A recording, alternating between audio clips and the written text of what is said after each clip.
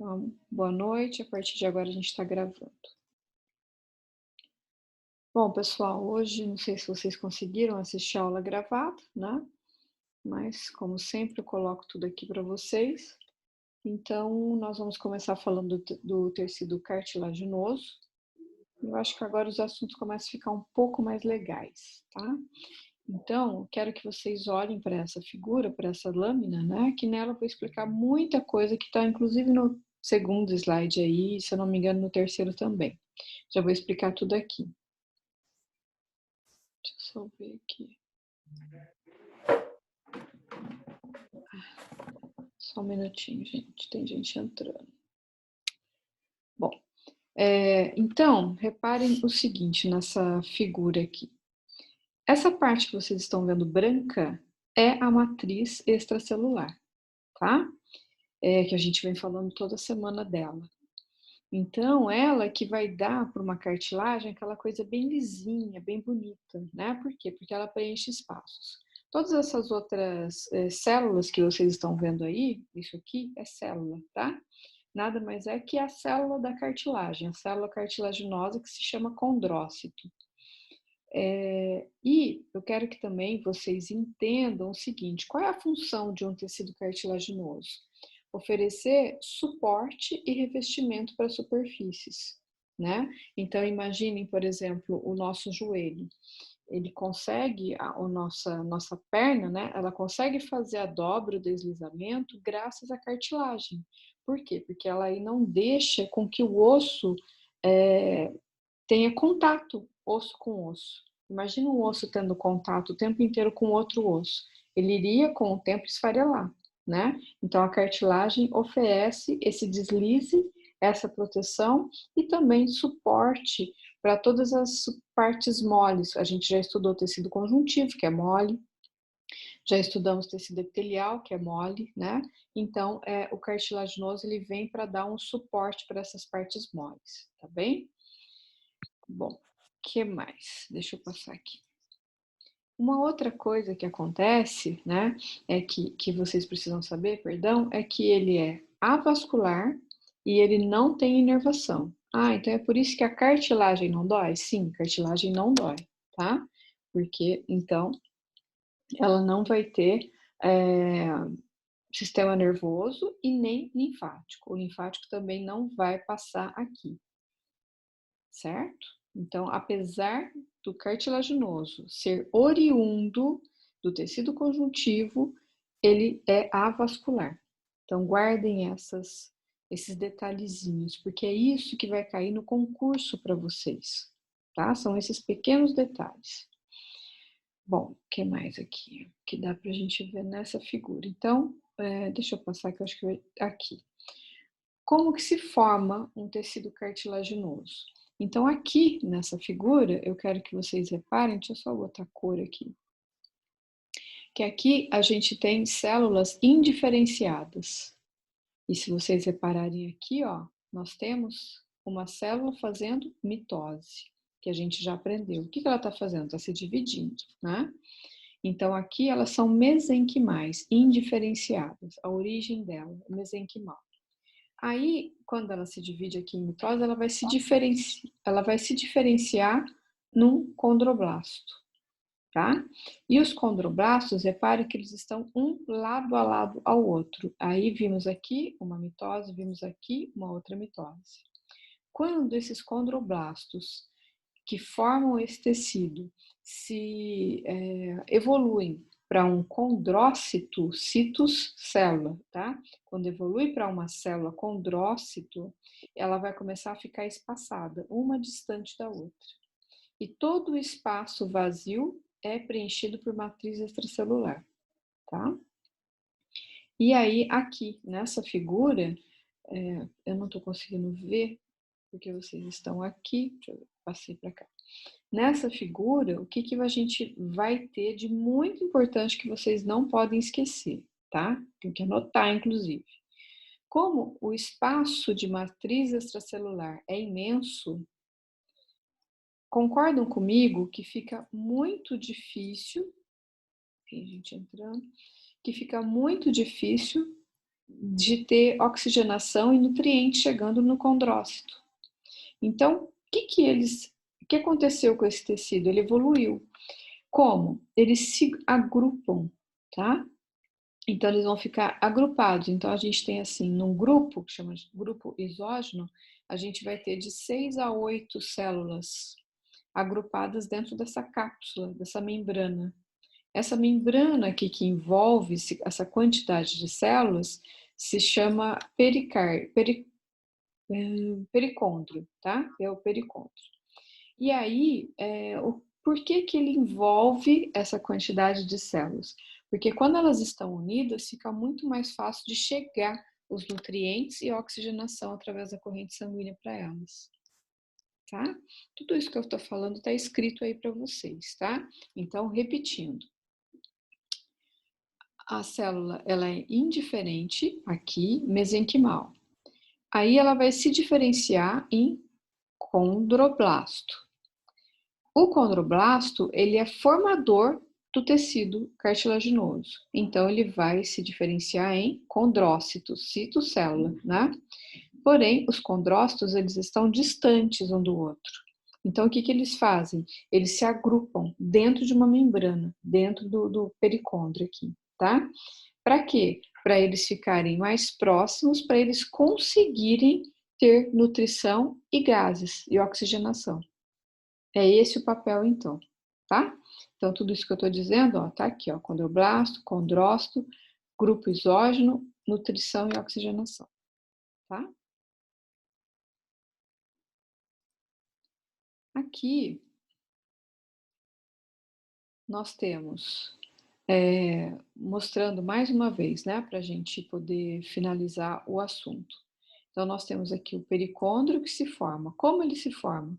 Todas as células mesenquimais que não vão ser condroblasto, elas formam essa membrana, chamada pericôndrio, tá? E aí, então, elas agrupam dentro delas, dentro de uma cápsula delas, uma quantidade de condrócitos, de células.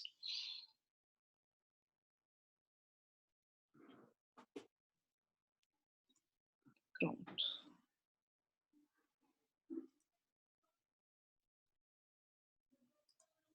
Bom, para atender essas necessidades, né, nós temos 3 tipos de cartilagens dentro do nosso corpo. A primeira delas, e a que a gente mais tem, é a cartilagem hialina. Ela é que vai formar o nosso primeiro esqueleto. Então, prestem atenção.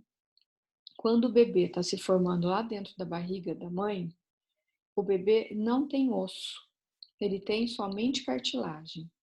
Quando o bebê está próximo de nascer, ele vai começar a ter a sua primeira formação de esqueleto, mas não é completa. Então é por isso que quando, por exemplo, a gente vai visitar um bebezinho recém-nascido, o que a gente não deveria fazer é pegar ele no colo. Por quê? Porque como ele não tem osso ainda formado perfeitamente pronto, conforme cada um vai pegando o bebê, depois ele vai sentir dores, tá? Porque a cartilagem é mais mole que o osso. Então, seria assim, algumas pessoas antigas, elas acham que é falta de educação se a gente não pegar a criança no colo. Mas, cientificamente, é falta de educação a gente pegar essa criança no colo, tá? Então, eu estou ensinando isso para vocês, porque quando a gente tem o conhecimento, a gente não faz a besteira. E aí é por isso que os antigos falavam assim, ai, fulano veio visitar o bebê e agora tem que mandar benzer, porque o bebê está com quebranto. Já ouviram falar isso? No nosso interior isso é muito comum, né? Não é que o bebê está com quebranto, é que o bebê está com dor. Então é por isso que é muito importante que somente uma ou duas pessoas manipule a criança quando ela é recém-nascida, tá? Seja, sei lá, a mãe ou a avó que ajuda ali no banho, ou o pai, e a mãe, né? Não é legal ficar colocando muita gente para pegar o bebê, tá bem? Falando só de cartilagem, nem vou falar das demais situações.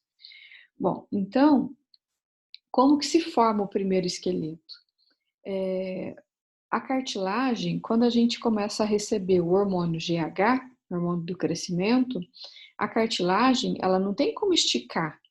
Então, quando cresce, ela se rompe, ela faz um buraco, ela se rompe. Nesse rompimento vai entrar sangue.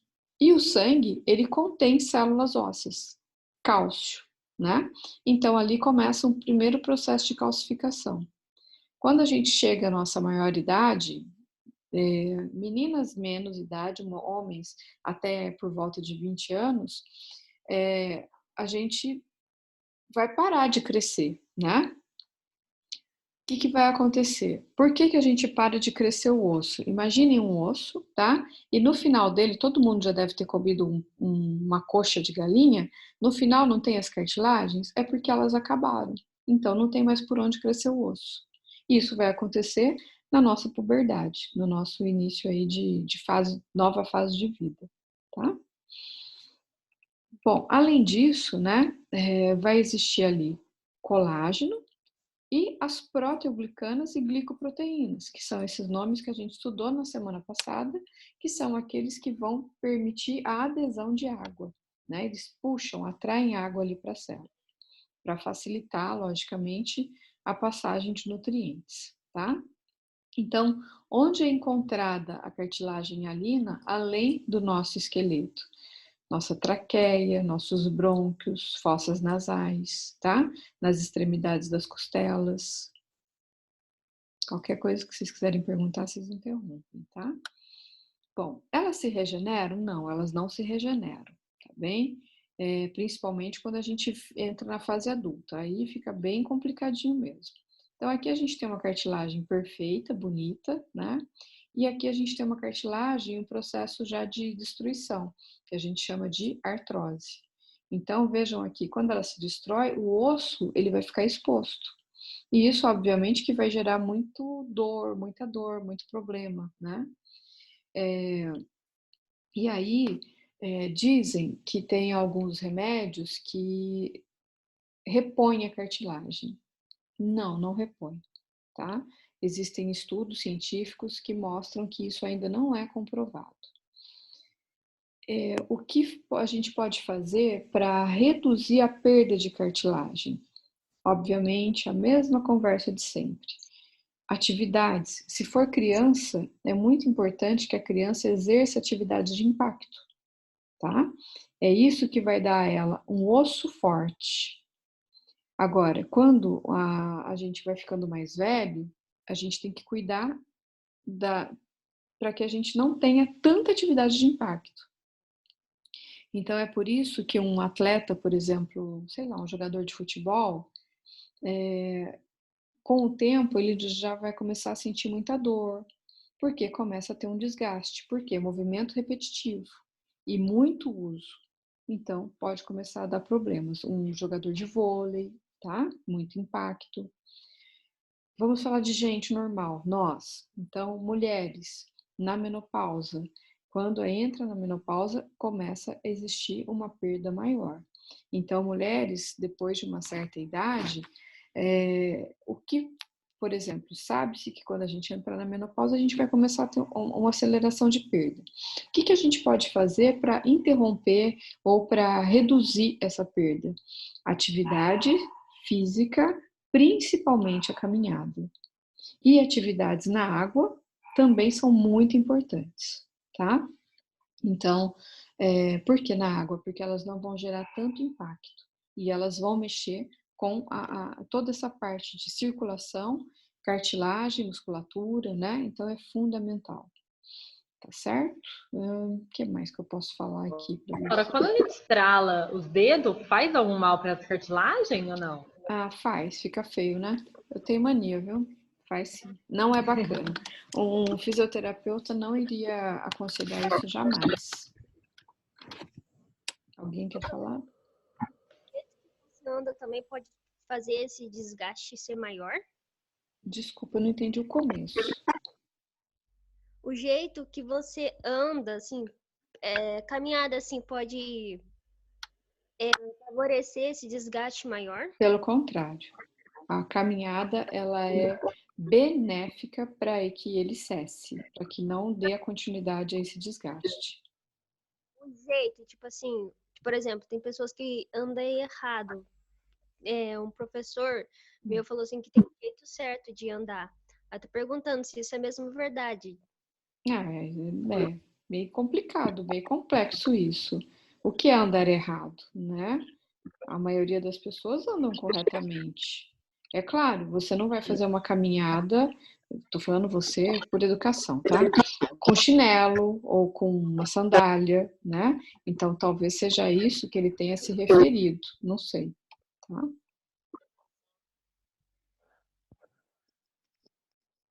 Professora, e Hum. uma pessoa que ela faz muita atividade física, aí se ela precisa parar por causa que não dá tempo, ela vai reduzindo lá praticamente. Por que que ela sente Por dor? quê?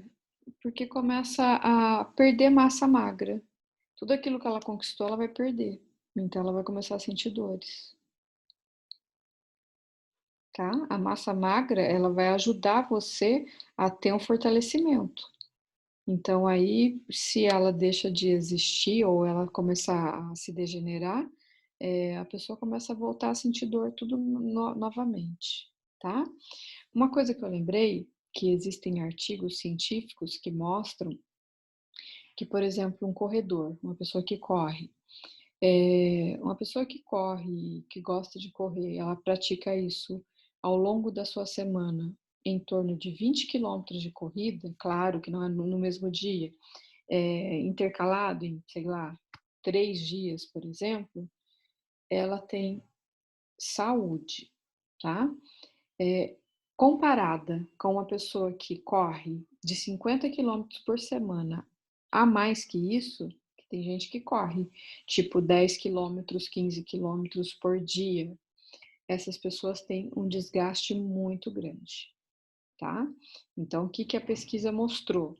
Que a gente pode ter atividades de impacto na nossa vida, porém a gente precisa ter limites, senão vai fazer muito mais mal do que bem, tá? Professora, então uma pessoa viciada em atividade física, que ela faz tudo, Tudo ela ok. não é uma pessoa saudável. Tipo, ela faz academia, ela nada, ela corre, ela faz Ela é todo uma tipo de pessoa esporte. saudável porque ela está variando. O problema é você fazer o movimento repetitivo da mesma coisa. Mas e se ela, tipo, num dia, ela mal andou, ela anda mais de 7 quilômetros de bicicleta.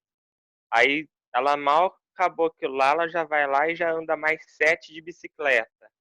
Ela não, ela corre 7 quilômetros e depois anda 7 de Isso é um bicicleta. triatlon, depende da idade.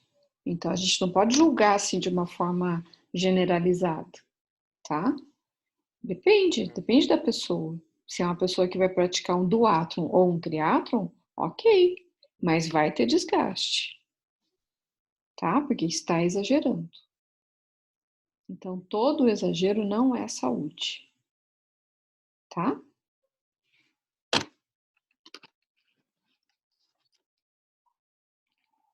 Bom, então aqui continuando. A segunda cartilagem, a cartilagem elástica, né?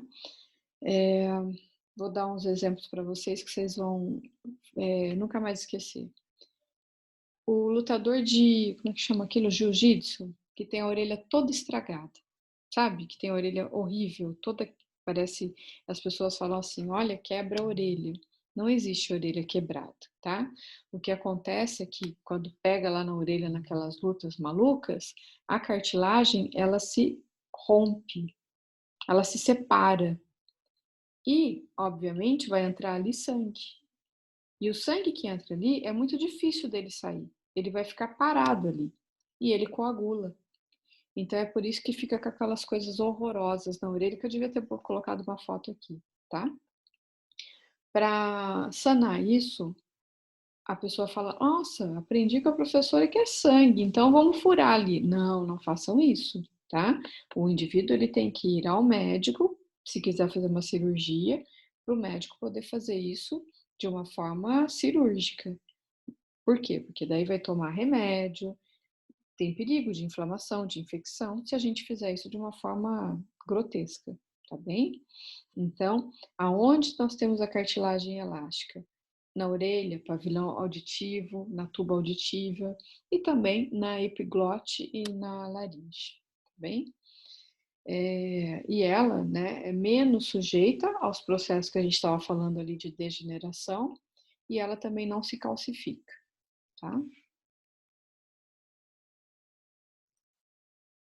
E a terceira, aqui, é a cartilagem fibrosa, a fibrocartilagem, né? Aonde ela está? Em locais que precisam resistir à compressão.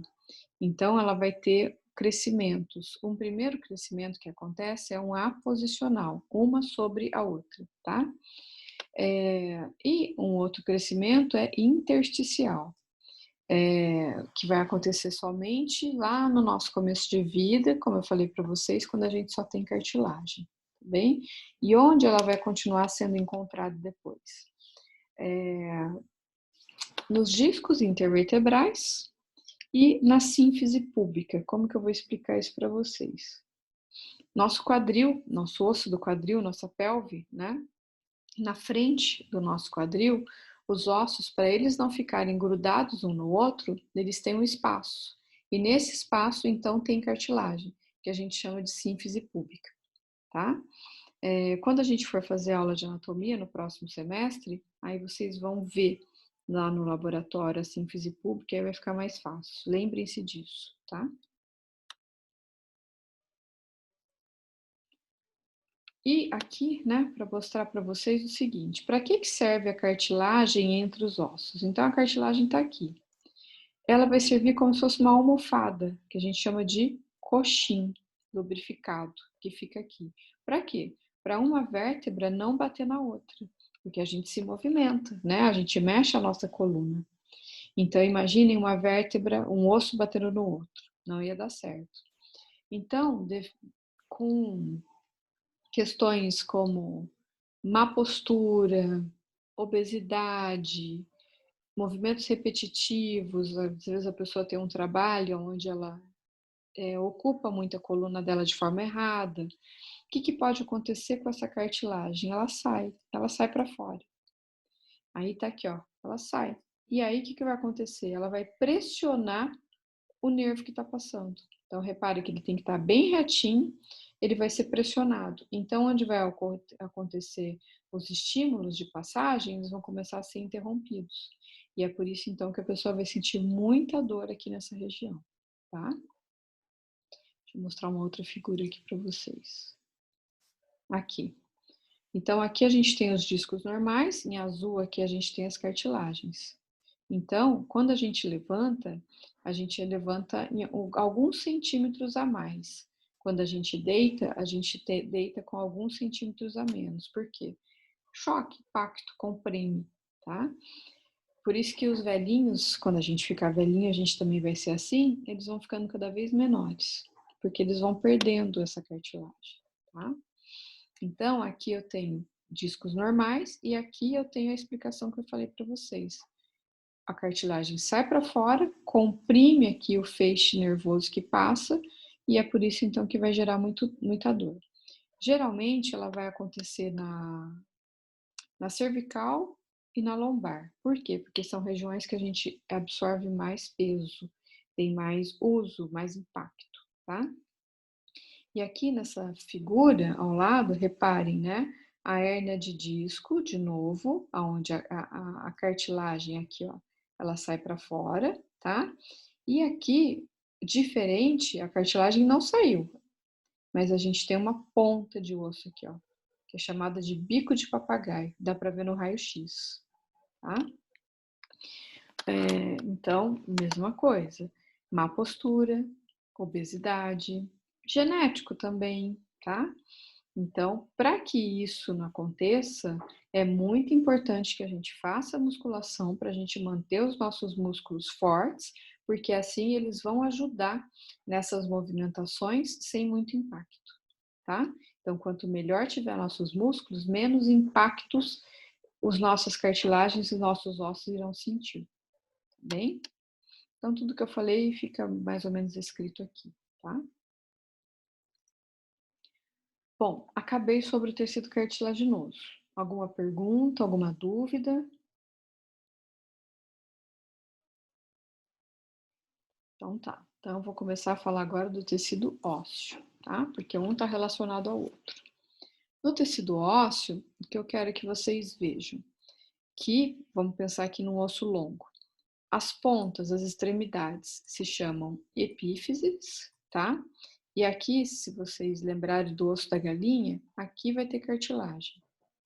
E aqui nós temos a diáfise. E dentro da diáfise a gente tem a formação de sangue, porque todos os nossos ossos longos formam sangue. E o osso, ele é todo perfurado assim, ó, cheio de caminhos, de lacunas, tá? E cada buraco desse vai ter, então, uma célula óssea, que a gente chama de osteócito. Então, o tecido ósseo também é derivado do tecido conjuntivo. Também tem aí, como vocês estão vendo, matriz extracelular, tá bem? Do que ele é composto? Se a gente pegasse um microscópio, né, e aumentasse, a gente ia ver que ele é formado de cristais, tá? Olha aqui. Cristais de hidroxiapatita, tá aqui o nome para vocês, tá? E ele também é composto, né, de magnésio, de sódio, de potássio, de cálcio, de fósforo, tá bem? Quanto à parte orgânica, né, ele é formado, como eu já falei anteriormente, da cartilagem, de colágeno, de proteoglicanas e glicoproteínas, proteínas de adesão. Para quê? Para que eles fiquem bem unidos, né? Para ficar mais forte. Então, como que se ocorre a embriogênese, né? Como que ocorre a formação? Então, nós temos lá as células aqui, ó, indiferenciadas, tá? Essas células vão se diferenciar através da mitose em osteoblastos. O osteoblasto, ele vai construir os ossos, tá? E aí, então, ele vai formar o osteócito. Só que reparem, tem um osteócito aqui, outro aqui, outro aqui, eles vão ficar distantes, né? Então, lembre-se, o osteoblasto faz. Já o osteoclasto, que tem no próximo slide, o que ele vai fazer? Ele vai remodelar. Então, imaginem, por exemplo, uma pessoa que coloca aparelho nos dentes. Dente é osso, né? Então, é claro que o aparelho é para fazer uma correção, mas qualquer excesso que aconteça ali, o osteoclasto vai remodelar, vai absorver para ele, tá? Para quê? Para que não exista a perda de todos esses componentes que formam o osso, cálcio, magnésio, potássio, tá? Imagine, por exemplo, uma pessoa que sofre uma fratura. Ou ela vai usar o gesso, ou ela vai colocar, através de uma cirurgia, um pino, né? Então, para quê? Para pressionar para que o osso se grude novamente, se refaça e que ele não fique com calombo. Então, o osteoclasto ajuda a não ter esse calombo, desde que ele seja ajudado com a pressão aí, por exemplo, o gesso, tá bem? Então, lembre-se, osteoblasto faz, osteoclasto remodela, absorve, para não ter perda, tá?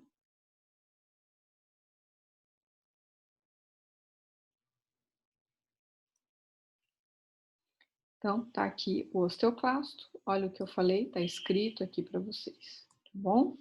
Então, ó, é responsável pela reabsorção e remodelação do osso. Uma característica do osteoclasto, deixa eu só voltar aqui para vocês verem. Aqui, ele tá aqui, ó. Ele contém, deixa eu mudar a cor dessa caneta que tá difícil aqui. Ele contém, aqui, ó, muitos núcleos. Ele vai ter de 6 a 50 núcleos, tá? Por quê? Mostrando que ele trabalha bastante. Como que ele vai armazenar, como ele vai reabsorver, tá? Então é por isso que ele é grandioso assim. Lembra que eu falei para vocês de como é um osso, né? Então olha como ele é lotado de lacunas, tá? Elas vão ligar um osteócito ao outro. Então, são vários canalículos, que a gente chama de Lau-Chip. Não precisa saber isso, tá, gente? que eu sou obrigada a falar para vocês, mas não tem necessidade. Então, a gente tem aqui as lacunas, né, de Lau-Ship, que são esses canalículos, tá? Para que eles servem? Óbvio, para passar sangue, circulação, para trazer nutrientes, para eles se manterem vivos e gases, tá bem? Bom, e aqui, né, a gente mostrando para vocês, para finalização, um processo de osteoporose. Então, reparem aqui nessa figura, né, um indivíduo adulto, normal. Então, ele vai ter uma postura ereta, tá?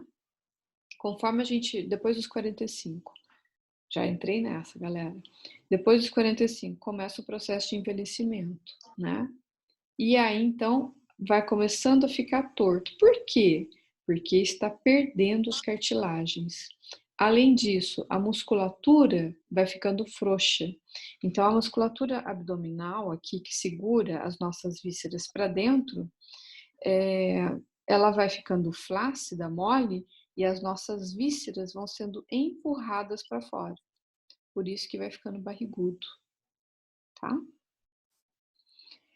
E aí, repare, né, o tamanho. A pessoa, como ela tinha um tamanho, e ela vai diminuindo de tamanho, vai ficando pequenininho, né? Nossas avózinhas vão ficando bem pequenas, tá bem? E algumas andam, nossa, totalmente tortas, né? Então, o que fazer? Que imaginem vocês que nós vamos ser cada vez mais velhos no planeta, né? E aí, então, nós vamos ter uma situação que a gente precisa, quanto mais velho a gente ficar, mais musculação a gente tem que fazer. Quanto mais velho a gente ficar, mais a gente tem que exercer uma caminhada, uma atividade na água. Para quê? Para a gente ter saúde, para a gente conseguir manter esses nossos ossos no lugar. Então, uma pessoa, de repente vocês têm aí mães, avós, que já estão com uma osteoporose instalada. Quanto antes elas começarem a praticar atividades, melhor vai ser para quê? Para que elas cessem, para que elas param, interrompam o processo de osteoporose, tá? Então, eu posso dizer para vocês que ainda vão ser mães e pais, uma criança, ela precisa pular, uma criança, ela precisa fazer atividade de impacto, tá bem? Quanto mais impacto ela fizer enquanto criança, melhor vai ser a formação óssea dela, mais forte será essa formação. Então, reparem isso que a gente está falando. Por quê? Porque uma criança videogame, ela tem mais propensão a no futuro ter osteoporose. Ela tem propensão a se fraturar com mais facilidade, tá? E depende, obviamente, da sua alimentação. Nutricionistas, chamo a atenção para vocês. Depende muito da boa alimentação. Os bons hábitos alimentares também vão formar uma boa cartilagem e um bom osso. Sempre, é claro, tá? Então, olha lá, após os 45 anos, as células osteoclastos que se destroem, elas vão ser em maior quantidade do que as que fazem. Então, é por isso que vai começando esse processo aí de perda, tá? De degeneração. Então, naturalmente, a gente vai ter, depois dos 45 anos, uma perda. Isso é natural.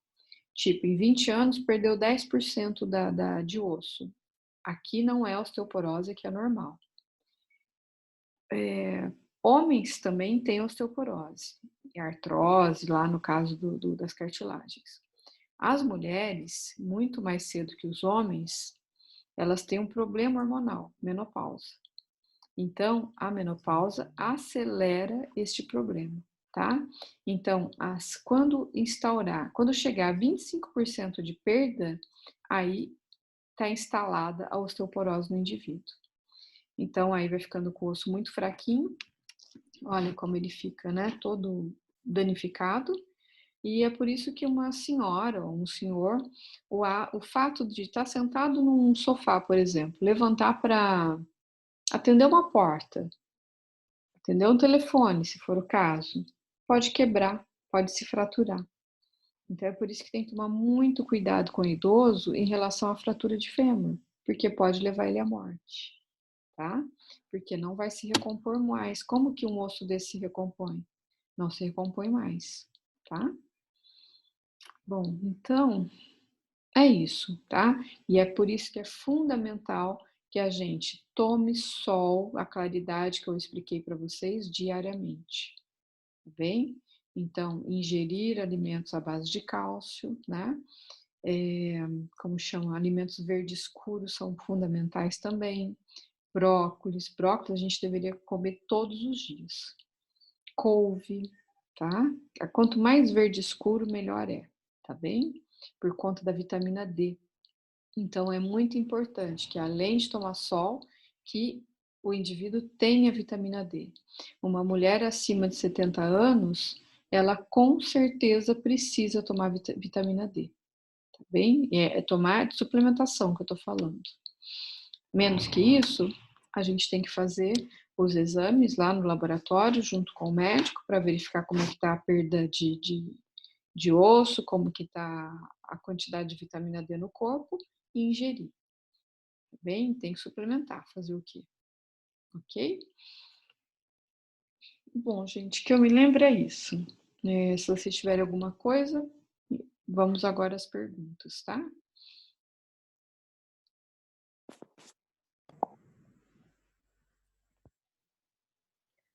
Professora, é verdade que um osso trincado leva mais tempo para se recompor do que um osso quebrado? Não é bem isso, né?